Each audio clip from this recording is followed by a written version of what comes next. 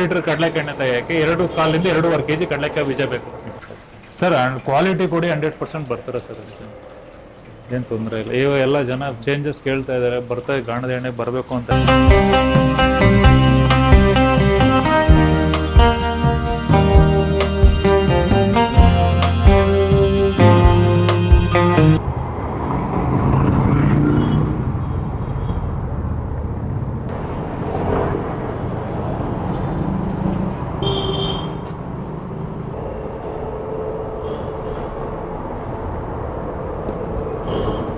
ನಮ್ದು 2016ರಲ್ಲಿ first time ಮೈಸೂರಿಗೆ ನಾವು ಕೋಲ್ಡ್ ಪ್ರೆಸ್ ಆಯಿಲ್ ಅಂತ ಇಂಟ್ರೊಡ್ಯೂಸ್ ಮಾಡಿದ್ದು.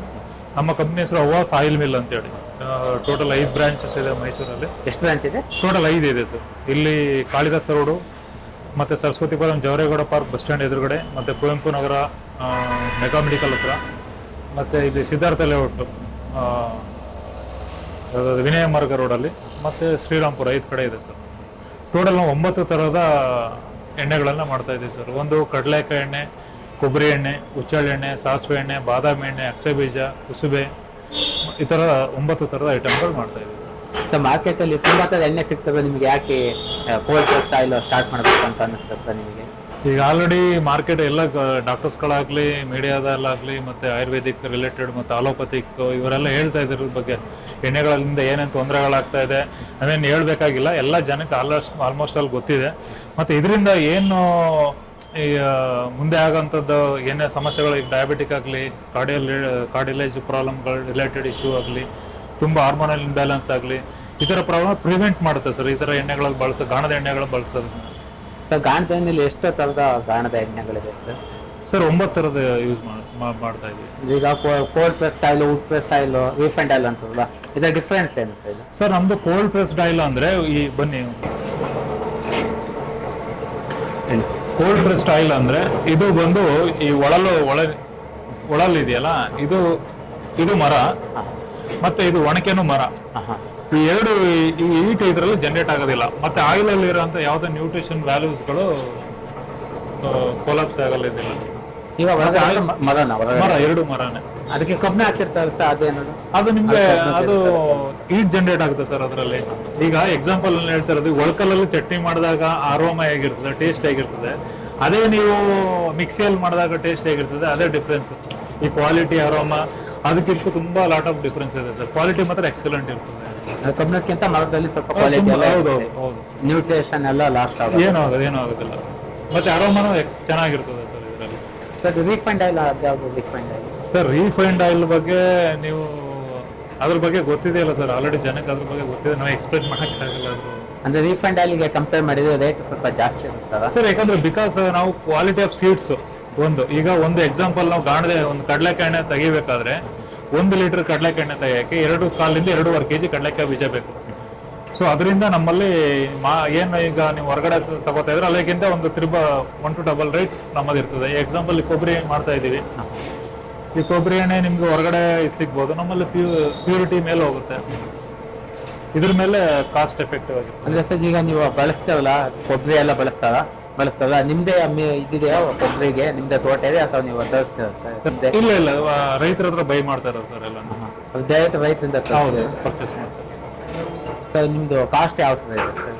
ಸರ್ ನಮ್ದು ಕಡಲೆಕಾಯಿ ಎಣ್ಣೆ ಬಂದು ಅಲ್ಲಿ 1 ಲೀಟರ್ ಹತ್ರ ತಗೊಂಡ್ರೆ 300 ರೂಪಾಯಿ ಇದೆ.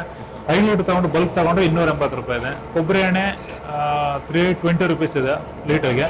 ಅದೇ 5 ಲೀಟರ್ ತಗೊಂಡು ಅವ್ರದೇ ಕ್ಯಾನ್ ಆದರೆ 280 ರೂಪೀಸ್ ಕೊಡ್ತಾ ಇದೀವಿ ಸರ್. ಈಗ 7th ಇಯರ್ಸ್ ಆನಿವರ್ಸರಿ ನಡೀತಾ ಇದೆ, ಅದ್ರ ಪ್ರಯುಕ್ತ 40 ರೂಪೀಸ್ ಕಡಿಮೆ ಮಾಡ್ತಾ ಇದ್ದೀವಿ. ಮತ್ತೆ ಸನ್ಫ್ಲವರ್ 340 ಇದೆ, ಆಲ್ಮಂಡ್ ಆಯಿಲ್ 100 ml 280 ರೂಪೀಸ್ ಇದೆ, ಮತ್ತೆ ಹುಚ್ಚಳ್ಳಿನ 600 ರೂಪೀಸ್ ಇದೆ. ಈ ತರ 9 ಥರದ ಐಟಮ್ಗಳು. ಸರ್ ಈಗ ಮೈಸೂರಲ್ಲಿ ನಿಮ್ಮ ಬ್ರಾಂಚ್ ಅಲ್ಲಿ ಬಂದು ತಗೊಳ್ತಾರೆ. ಈಗ ಹೊರಗಡೆ ಅಂತಾರೋ, ಈಗ ಹೊರಗಡೆ ಎಲ್ಲ ಬೇಕಾಗಿರುತ್ತೆ ಅವ್ರಿಗೆ, ನಿಮ್ದು ವಿಡಿಯೋ ನೋಡ್ಬಿಟ್ಟು ತರಿಸ್ಕೋಬೇಕು ಅನ್ನೋದಿದ್ರೆ ನಿಮ್ಮ ಹತ್ರ ಯಾವ ತರ ತರಿಸ್ಕೋಬಹುದು ಸರ್? ಆನ್ಲೈನ್ ಇದು ನಾವು ವೇರ್ ಅಲ್ಲಿ ಕಳ್ಸಿಕೊಡ್ತಾ ಇದೀವಿ. ಅದು ನೀವು ಅಮೆಝಾನ್ ಅಲ್ಲಿ ಸೇಲ್ ಮಾಡ್ತೀರಾ? ಇಲ್ಲ, ಆನ್ಲೈನ್ ಮಾರ್ಕೆಟಿಂಗ್ ಇಲ್ಲ ನಮ್ದು.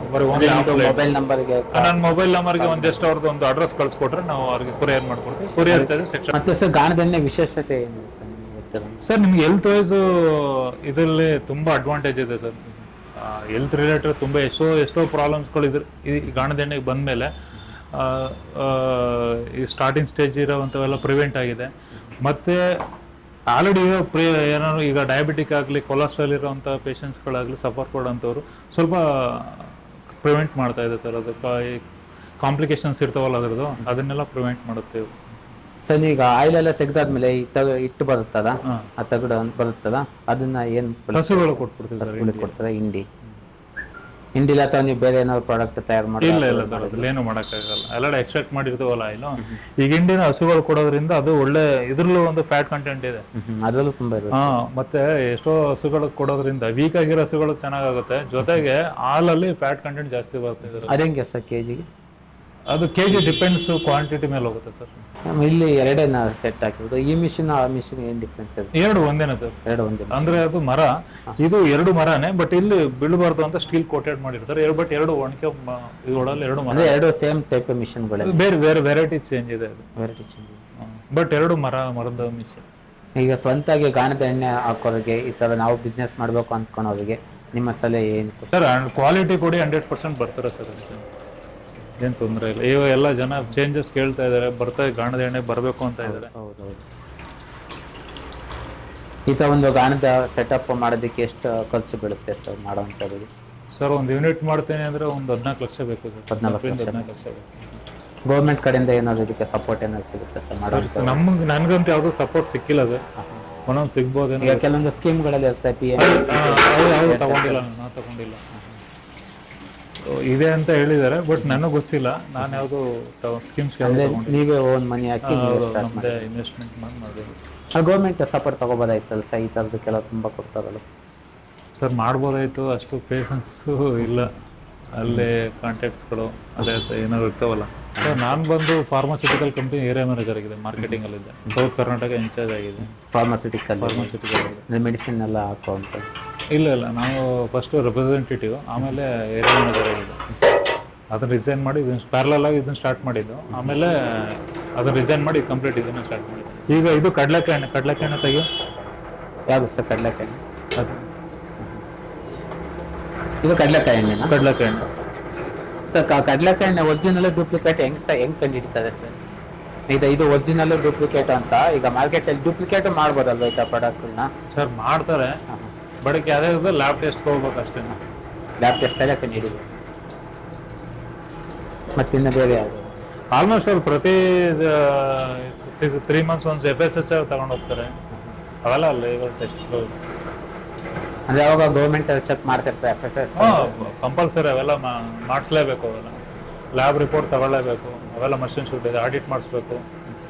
ಫುಡ್ ಡಿಪಾರ್ಟ್ಮೆಂಟ್ ಎಲ್ಲ ಆಡಿಟ್ ಮಾಡ್ತಾ ಇರ್ತಾರೆ. ಕೆಲವರು ಅವರು ಮತ್ತೆ ಸ್ಯಾಂಪ್ಲಿಂಗ್ ತಗೊಂಡು ಹೋಗ್ತಾ ಇರ್ತಾರೆ. ಮತ್ತಿನ್ನ ಯಾವುದಾದ್ರು ಎಣ್ಣೆ ಸರ್? ಸೂರ್ಯಕಾಂತಿ ಎಣ್ಣೆ, ಕೊಬ್ಬರಿ ಎಣ್ಣೆ ತೆಗಿಯೋ. ಕೊಬ್ಬರಿ ಎಣ್ಣೆ. ಕೊಬ್ಬರಿ ಎಣ್ಣೆ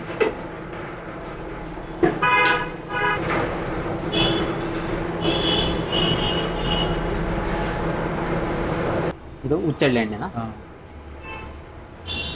ಇದೆ ಯಾವ ಎಣ್ಣೆ ಸರ್? ಸಾಸಿವೆ ಎಣ್ಣೆ.